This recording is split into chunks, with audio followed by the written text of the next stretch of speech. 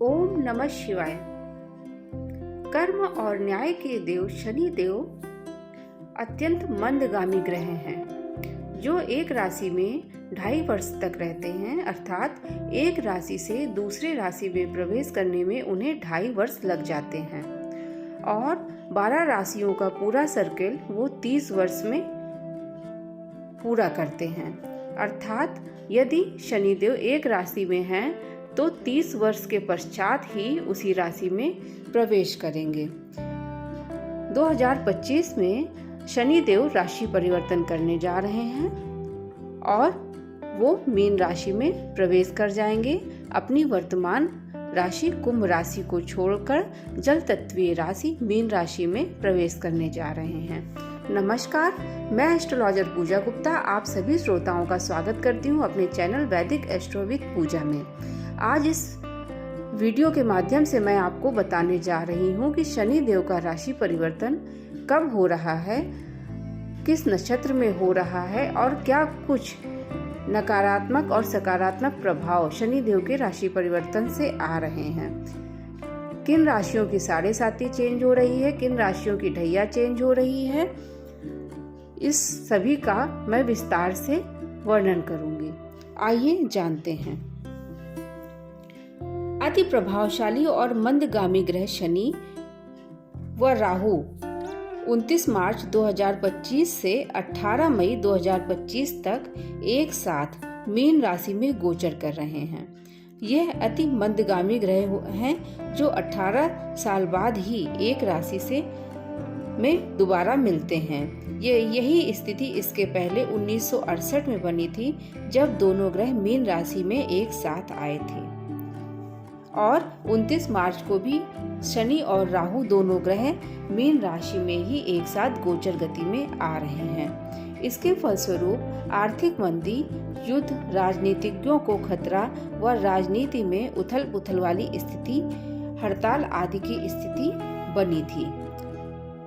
ये दोनों ग्रह इकट्ठे होकर शुभाशुभ बड़े बदलावों को उत्पन्न करते हैं और व्यापार, नौकरी, राजनीति, प्राकृतिक आपदाएं और मनुष्य के स्वास्थ्य को प्रभावित करते हैं।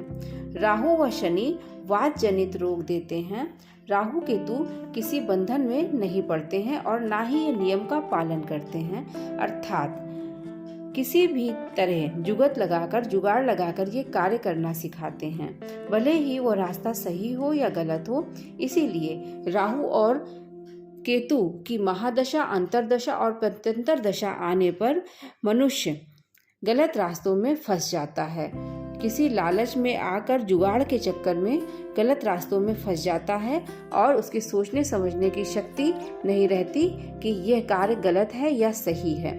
राहु अचानक प्रॉफिट और अचानक लॉस देता है। अचानक से होने वाली घटनाएं राहु के ही कारण होती हैं। अचानक से आने वाली छिपी बीमारियां भी राहु के कारण ही होती हैं। जब दो पाप ग्रह एक साथ मिलते हैं तो ज्योतिष के अनुसार यह अच्छा संकेत नहीं माना जाता है। शनि राहु 2025 में एक साथ मिलकर मीन राशि में आ रहे हैं, जिसे शापित योग और पिशाच योग कहा जाता है। यह योग चालाकी, धोखा आदि देता है, जैसा कि इस योग के नाम से ही स्पष्ट प्रतीत होता है। शनि राहु का संयोग मीन राशि में और उत्तरा भाद्रपद नक्षत्र में हो रहा है। उत्तरा भाद्रपद नक्षत्र शनि का अपना नक्षत्र है। आइए जानते हैं कि किस तिथि व किस समय यह योग बन रहा है। 29 मार्च को शनि मीन राशि में जा रहे हैं, जहां वो पहले से उपस्थित राहु के साथ मिल जाएंगे और शनि राहु की युति से पिशाच योग का अर्थात शापित योग का निर्माण करेंगे। इसके बाद 15 अप्रैल को शनि व राहु दोनों क्रूर ग्रह हैं, इनका बल एक जैसा हो जाएगा। अर्थात ये दोनों डिग्री में एक समान आ जाएंगे। मीन राशि में दोनों पाप ग्रह अति विस्फोटक प्रभाव देंगे। 29 मार्च को बेहद नकारात्मक घटना अथवा नकारात्मक प्रभाव वाला दिन हो सकता है, क्योंकि उसी दिन सूर्य ग्रहण भी पड़ रहा है, जो शनिवार के दिन शनि अमावस्या के दिन पड़ रहा है और ये शनि के ही नक्षत्र में होगा। जहाँ पर शनि अस्त स्थिति में हैं और मीन राशि में ये ग्रहण वहाँ पर हो रहा है। पहले ही मीन राशि में षड ग्रही योग बन रहा है, जिसे ग्रहों की पंचायत कहते हैं, अर्थात 5 ग्रह वहाँ पहले से उपस्थित होंगे। ये ग्रह हैं सूर्य, राहु, शनि, चंद्र, बुध। केतु को भी 2 ग्रह देख रहे हैं, मंगल, बृहस्पति और केतु को देख रहे हैं। इससे समस्त ग्रह इस योग के साथ एक साथ प्रभाव में आ रहे हैं। ये ग्रह योग अच्छा नहीं माना जाता है, स्वास्थ्य व वातावरण में निगेटिव प्रभाव उत्पन्न करता है, जिससे मनुष्य कई प्रकार से कष्ट पाता है।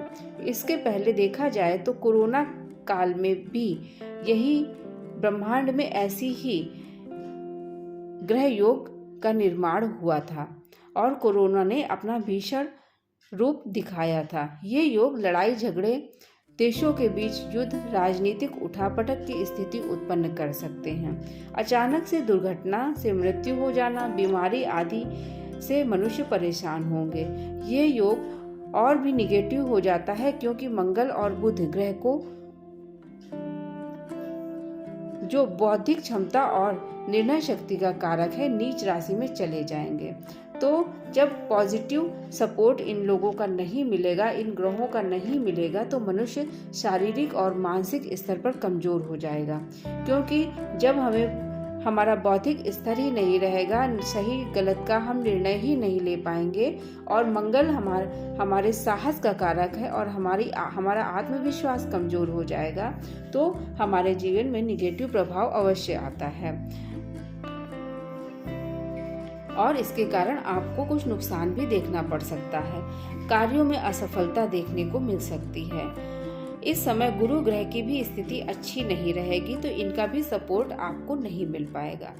6 ग्रहों के इकट्ठा होने से अलग अलग योग बनते हैं। जैसे शनि और राहु हैं तो प्रेत योग बनेगा, चंद्र और बुध एक साथ हैं तो विक्षिप्त योग बनेगा, शनि और बुध एक साथ हैं तो धूर्त योग बनता है, और शनि और सूर्य एक साथ होते हैं तो पितृदोष बनता है।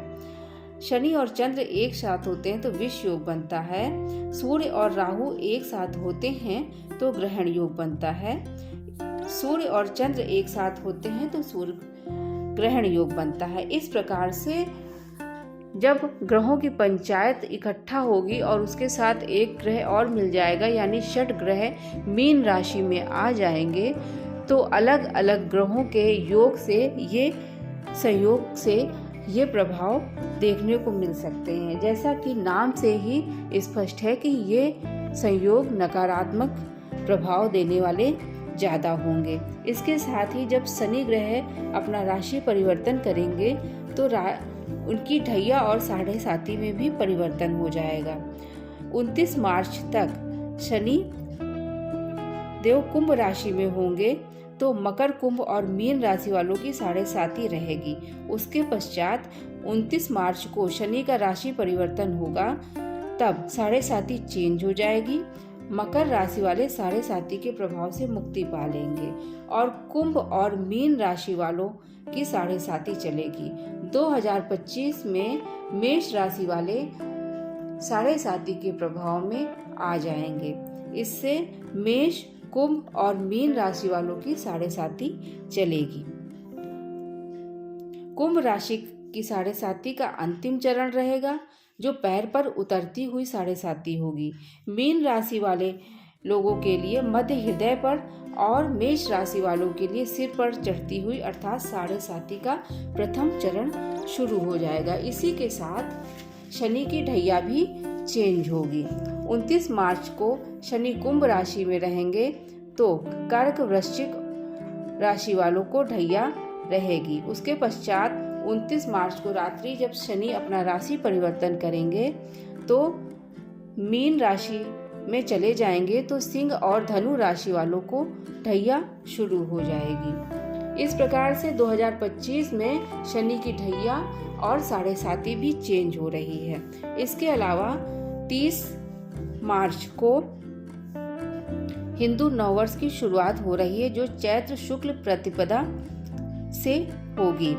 संवत 2082 में राजा सूर्य है और मंत्री भी सूर्य है। जब कभी भी मंत्री और राजा दोनों सूर्य ग्रह होते हैं तो ये खप्पर योग का निर्माण करते हैं। खप्पर का मतलब होता है भीख मांगने वाला पात्र। जैसा कि नाम से ही स्पष्ट है, ये एक निगेटिव प्रभाव देने वाला योग है। सरकार और जनता में मतभेद होगा। सरकार के द्वारा लिए गए निर्णय और बनाए गए नियम कानून जनता को पसंद नहीं आएंगे और जनता उसका विरोध करेगी। निर्णय क्षमता में कमी आएगी।